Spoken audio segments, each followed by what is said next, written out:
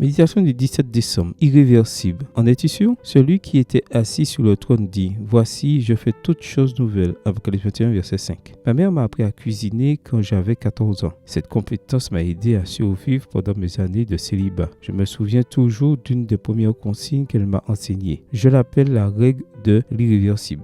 En quoi consiste-t-elle? Selon les mots de ma mère, utilise peu de sel lorsque tu cuisines, car à la fin tu peux toujours en ajouter, mais tu ne peux pas retirer ce que tu as mis. Il en va de même pour ramollir une pomme de terre ou faire bouillir un œuf. Une fois que c'est fait, tu ne peux plus le corriger, ou du moins jusqu'à récemment. En janvier 2015, le portail ABC News a publié l'information selon laquelle un groupe de chimistes américains avait réussi à décuire un œuf. La procédure consiste à recréer une protéine appelée lysozyme qui est ajoutée au blanc d'œuf solidifié.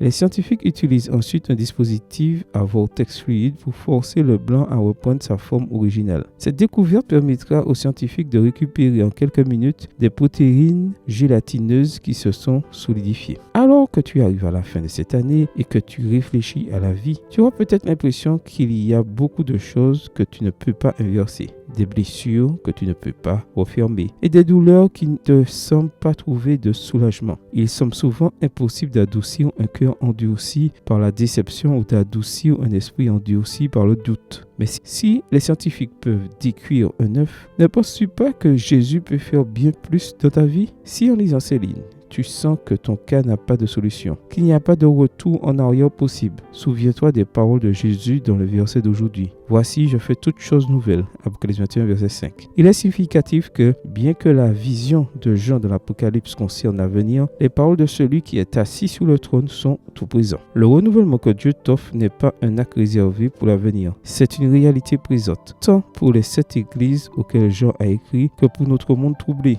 Celui qui est uni au Christ ne sera pas une personne nouvelle. Il est déjà, voir 2 Corinthiens 5, verset 17. Aujourd'hui, le Seigneur veut restaurer ta vie. Le lui permettras-tu? Amen. Bonne journée à toi et que le Seigneur te bénisse.